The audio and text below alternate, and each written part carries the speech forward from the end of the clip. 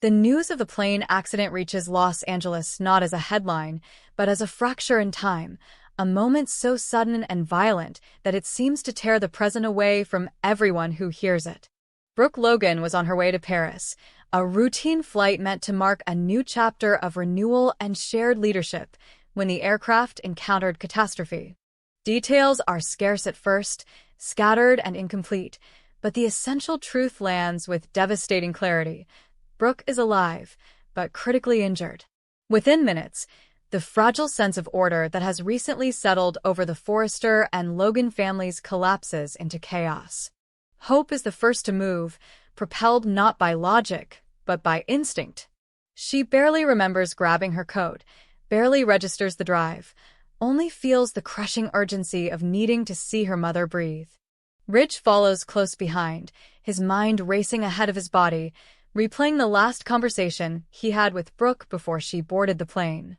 There were no dramatic goodbyes, no ominous signs, only ordinary affection and the quiet confidence that came with believing they finally stood on solid ground. That belief now feels painfully naive as he pushes through hospital doors, the sterile smell and fluorescent lights instantly stripping away any illusion of control. In the emergency ward, time behaves strangely. Seconds stretch into eternities, and every sound, the hum of machines, the hurried footsteps of medical staff, the clipped exchanges between doctors, feels amplified. Brooke lies unconscious, her body marked by trauma, her face pale yet unmistakably familiar. Ridge stands frozen for a moment, struck by the unbearable contrast between the woman who has survived decades of emotional warfare and the fragile figure before him now. He has spent years fighting for Brooke, fighting against her, fighting himself over her. In this moment, all of that fades, leaving only fear so raw it borders on physical pain. Hope watches from a few steps away, torn between the need to be strong and the instinct to break down completely. Brooke has always been her anchor, the constant presence who endured scandal, judgment, and heartbreak with relentless resilience. Seeing her mother motionless, suspended between life and death, forces Hope to confront a terror she has never fully allowed herself to imagine. She clings to the belief that Brooke has survived worse, that she will wake up and turn this moment into yet another story of survival. Yet doubt creeps in, uninvited and merciless, whispering that some battles cannot be won by strength alone. As doctors work to stabilize Brooke, they uncover information that none of them expected, a discovery that shifts the emotional gravity of the situation almost instantly. Routine tests, conducted as part of the emergency assessment, reveal that Brooke is pregnant. In the earliest stages, a life so new it has barely begun to announce itself. The news moves quickly through the medical team, but when it reaches Ridge, it lands like a seismic shock. He struggles to process the words, to reconcile them with everything he thought he knew about their lives, their plans, their future. For Ridge, the revelation is both miraculous and terrifying. He has loved Brooke through countless phases, but the idea that she was carrying a child, quietly, unknowingly, feels almost unreal. Only days ago, Eric had placed the weight of Forrester Creations back into Ridge's hands, entrusting him and Brooke with the future of the company they helped shape and protect. That transition had already felt monumental, symbolic of legacy and continuity. Now, the existence of this unborn child adds a new, destabilizing layer to that legacy, one that neither Ridge nor Brooke had consciously prepared for. The timing is impossible to ignore. Brooke's pregnancy intersects directly with Eric's decision to hand over control of Forrester Creations, a move steeped in trust, reconciliation, and the hope that Ridge and Brooke would guide the company into a stable future. The realization that Brooke is pregnant reframes that decision in unsettling ways. What was meant to be a professional passing of the torch now carries deeply personal implications. A new life, tied by blood to both the Forrester and Logan dynasties, suddenly exists at the center of power, inheritance, and expectation. When the news spreads beyond the hospital room, shock ripples outward through both families. For the Forresters, the pregnancy raises immediate, unspoken questions about succession and control. Forrester Creations has always been more than a fashion house. It is a legacy built on bloodlines, marriages, and carefully negotiated authority. The existence of another potential heir complicates an already intricate web of loyalties and rivalries. Some see hope in it, a symbol of continuity that bridges old wounds. Others see risk, an unpredictable variable that could destabilize carefully maintained hierarchies. The Logans react with a different kind of intensity, their shock rooted more in emotion than strategy. Brooke has always lived her life in the public eye, her choices scrutinized and often condemned. The idea that she was pregnant, vulnerable, and now fighting for her life awakens fierce protectiveness alongside deep concern. Hope, in particular, feels torn between joy and terror. The thought of a new sibling is overshadowed by the fear that Brooke may never wake up to hold that child, that this fragile life could be lost before it is ever fully acknowledged. Ridge finds himself at the center of converging crises. As a husband, he is consumed by fear for Brooke's life. As a father and a son, he feels the weight of responsibility pressing down from every direction. As the newly reinstated leader of Forrester Creations, he knows that every personal development will be interpreted through the lens of power and influence. The pregnancy forces him to confront truths he has long avoided, that his life with Brooke has always blurred the line between love and legacy, that their union carries consequences far beyond their private happiness. As Brooke remains unconscious, unable to speak for herself, others begin to speak about her, projecting fears, hopes, and agendas onto her silent form. Some question whether the stress of leadership and travel played a role in the accident, whether Brooke should have been on that plane at all. Others quietly wonder what this pregnancy means for her marriage to Ridge, a relationship that has weathered countless storms but has never been free from external pressure. The question is not whether Ridge loves Brooke, but whether their love can withstand yet another transformation under the harsh glare of expectation. In moments alone by Brooke's bedside, Ridge allows himself to feel everything he has kept buried. He thinks about the years lost to pride and misunderstanding, the times he walked away when he should have stayed, the moments he chose certainty over vulnerability. The idea that Brooke was carrying his child without him knowing feels like both a gift and an accusation. It forces him to confront how often he has assumed he understood her life, her body, her heart, without truly listening. He promises her, silently, that if she wakes up, he will not take a single moment for granted again. Hope, too, wrestles with conflicting emotions. She wants to be strong for Ridge, for her family, but she cannot ignore the sense of displacement creeping into her heart. Brooke's pregnancy reshapes Hope's understanding of her own place within the family. She has always been the bridge between the Logans and the Forresters, the embodiment of reconciliation and hope. Now, another life threatens to redefine that balance, to shift dynamics she has spent her entire life navigating. The guilt of feeling anything but pure joy weighs heavily on her, compounding the fear she already carries. As hours turn into days, Brooke's condition remains critical but stable, a tenuous equilibrium that keeps everyone suspended between relief and dread. Doctors speak carefully, offering cautious optimism without guarantees. They confirm that the pregnancy is still viable, but stress that Brooke's recovery will be long and uncertain. Every decision now carries double weight, affecting not only Brooke, but the unborn child she carries. The implications extend far beyond the hospital walls. Boardrooms buzz with speculation, lawyers quietly revisit documents, and long-dormant questions about inheritance resurface. Forrester Creations has survived countless upheavals, but this moment feels uniquely destabilizing. The possibility of a new heir born into a marriage that has always been both celebrated and contested forces everyone to reconsider their assumptions about the future. Power, once thought secure, now feels precarious. Yet beneath all the strategy and speculation lies a simpler, more fragile truth. A woman lies unconscious, her life hanging in the balance, carrying a child she did not yet know she was expecting.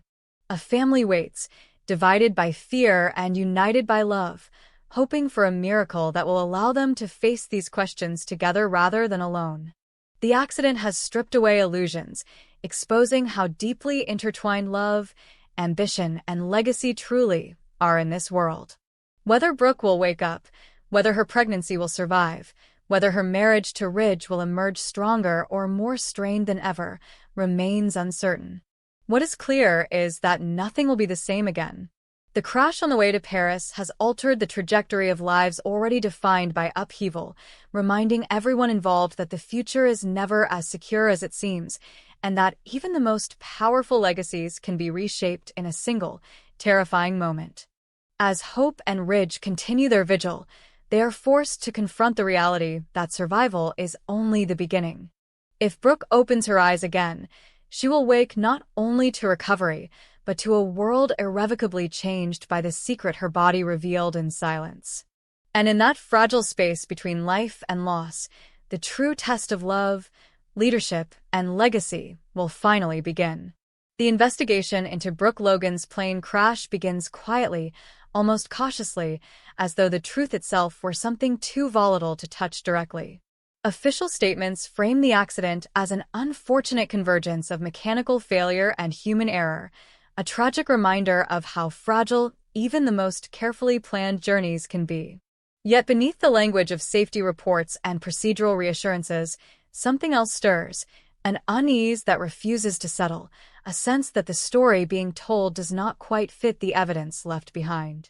It is this unease that draws Katie Logan into a web of suspicion she never intended to enter, and once inside, she discovers that the crash may not have been an accident at all, but the opening move in a far more dangerous game. Katie receives the information late at night, delivered not through official channels, but through a contact who understands the value of discretion. The message is fragmented, deliberately cautious, yet unmistakably alarming. It suggests that anomalies in the flight data cannot be explained by coincidence alone, that certain safeguards were compromised in ways that point toward deliberate interference. The implication is devastating. Someone may have wanted Brooke removed, not just injured, but silenced, at a moment when her influence over Forrester Creations had never been greater. Katie sits with the information long after the call ends, the weight of it pressing down on her chest as she struggles to reconcile the idea of targeted sabotage with the reality of her sister lying unconscious in a hospital bed. For Katie, the revelation awakens a fierce, almost primal protectiveness. Brooke has always been larger than life, resilient in the face of scandal and adversity, but this vulnerability is different. It strips away the myth of invincibility that has long surrounded her. Katie replays recent events with new clarity: Brooke's growing authority at Forrester Creations, the renewed trust Eric placed in her and Ridge, the quiet resentment simmering among competitors who watched from the outside as the Forrestos consolidated power once again. In that context, the idea of sabotage no longer feels far-fetched. It feels calculated. The fashion industry, often dismissed as superficial, has always been ruthless beneath its polished surface. Brands rise and fall not just on creativity, but on strategy, timing, and the willingness to exploit weakness. Brooke Logan, with her name recognition, leadership role, and symbolic value to Forrester Creations, represents more than a creative force. She is a cornerstone of the company's identity. Removing her would destabilize not only the brand's internal structure, but its public narrative. Katie understands this instinctively. She also understands that if sabotage is indeed at play, the truth will not reveal itself willingly. As Brooke remains in critical condition, unable to speak or defend herself, Katie feels the urgency of acting quickly and quietly. She begins to trace the origins of the information she received, probing deeper without alerting those who might be watching. Each conversation adds another layer of complexity. There are whispers of a new competitor emerging with suspicious speed, a fashion house flush with capital and ambition, positioning itself aggressively in markets traditionally dominated by Forrester Creations. The timing is too precise to ignore. This rival's ascent coincides almost perfectly with Brooke's renewed leadership and the transfer of power orchestrated by Eric. The discovery unsettles Katie on a deeply personal level. Her own fashion company, still in its infancy, has recently attracted attention from investors and partners eager to capitalize on her name and vision. She had believed her venture to be separate from the cutthroat politics of legacy brands, a fresh start built on integrity rather than inheritance. Now she is forced to confront the possibility that her company may have been used, unknowingly, as part of a larger strategy, either as a distraction, a proxy, or even a shield behind which darker intentions could hide. Unable to navigate this terrain alone, Katie turns to the one person whose reach and instincts she trusts implicitly, Bill Spencer. Their relationship has always existed in a complicated space between intimacy and power, shaped by shared history and mutual understanding. Bill listens as Katie lays out what she knows, his expression tightening not with disbelief, but with recognition. He has spent his life moving through corridors of influence where deals are made and enemies neutralized without ever appearing on the surface. Sabotage, especially disguised as tragedy, is a language he understands all too well. Bill's response is immediate and decisive. He activates his network, drawing on contacts in aviation, finance, and corporate intelligence, people who know how to read between the lines of official reports. What he uncovers only deepens the mystery. There are irregularities in maintenance records, subtle financial transactions that suggest premeditation rather than chance. None of it constitutes proof on its own, but together it paints a picture of orchestration.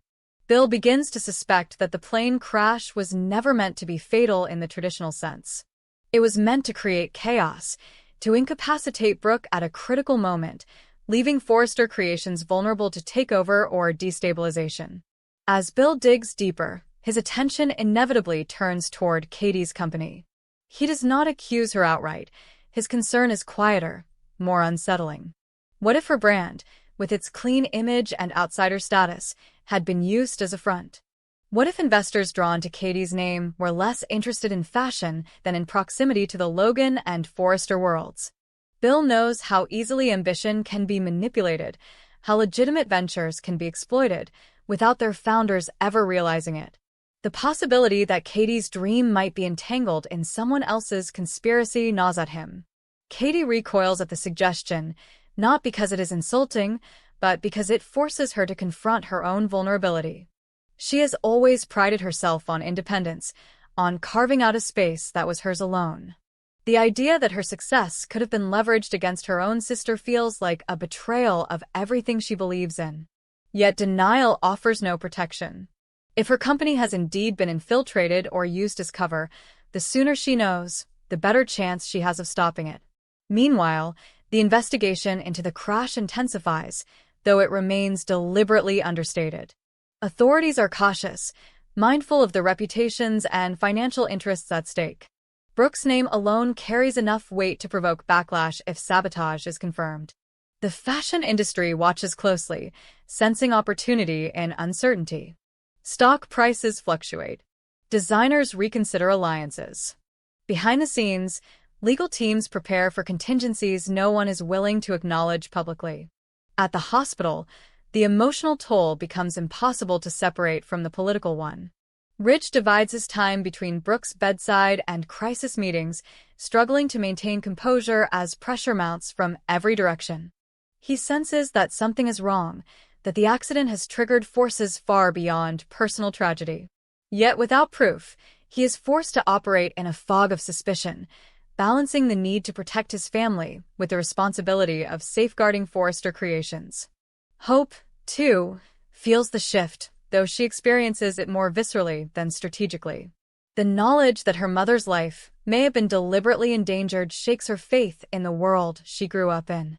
She has always known that power comes with risk, but the idea that someone would go this far, weaponizing disaster to eliminate a rival, leaves her questioning the morality of the industry itself.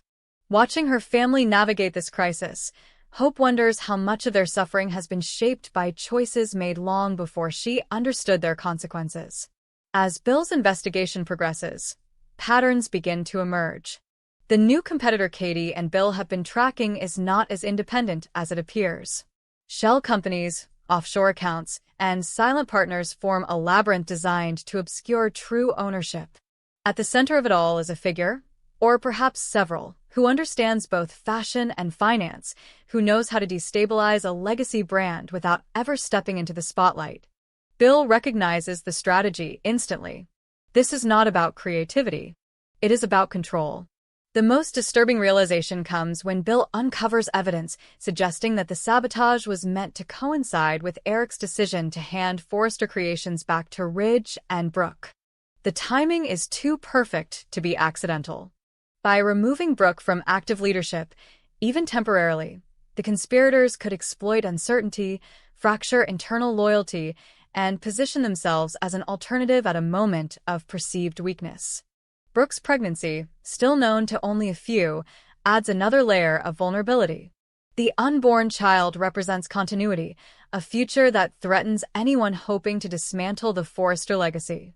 Katie's role in all of this becomes increasingly fraught. She finds herself scrutinizing every business decision she has made, every investor she welcomed, every partnership she accepted without question. Guilt creeps in, irrational yet relentless. Even if she had no knowledge of the plot, she cannot escape the fear that her success may have indirectly enabled it. Bill reassures her, reminding her that manipulation thrives on exploiting trust, not malice. Still, the damage to Katie's sense of safety is profound. As the truth inches closer to the surface, those responsible begin to sense the shift. Moves are made to cover tracks, to discredit sources, to redirect suspicion. Anonymous tips flood the media, muddying the narrative and framing the investigation as paranoia fueled by grief. Bill counters each maneuver with precision, understanding that the real battle is not just about exposing the plot, but controlling how it is perceived. The tension reaches a breaking point when evidence emerges linking financial backers of the rival fashion house to individuals who stood to benefit directly from Brooke's absence. The implications are staggering. This is no longer a theoretical threat. It is a coordinated attempt to reshape the power structure of the fashion world by exploiting tragedy. Bill prepares to confront those responsible, knowing that doing so will ignite a war that cannot be contained. Through it all, Brooke remains unconscious, unaware of the storm raging around her. Her vulnerability becomes both the catalyst and the symbol of everything at stake. She is no longer just a woman fighting for her life, but the embodiment of a legacy under siege. The question is no longer whether the crash was sabotage, but how far its repercussions will spread. As Katie, Bill, and Ridge stand on the edge of revelation, they are forced to confront a sobering truth. In a world driven by power and ambition, survival is not guaranteed by success alone. It requires vigilance, loyalty, and the courage to confront enemies who prefer to operate in silence. Whether Brooke will wake up in time to reclaim her place, whether Forrester Creations will withstand the assault on its foundation, and whether Katie's company can emerge untainted from the conspiracy remains uncertain. What is certain is that the plane crash was not the end of the story. It was the beginning of a reckoning that will redefine alliances, expose hidden enemies, and test the strength of families bound not only by blood, but by the fragile trust they place in one another.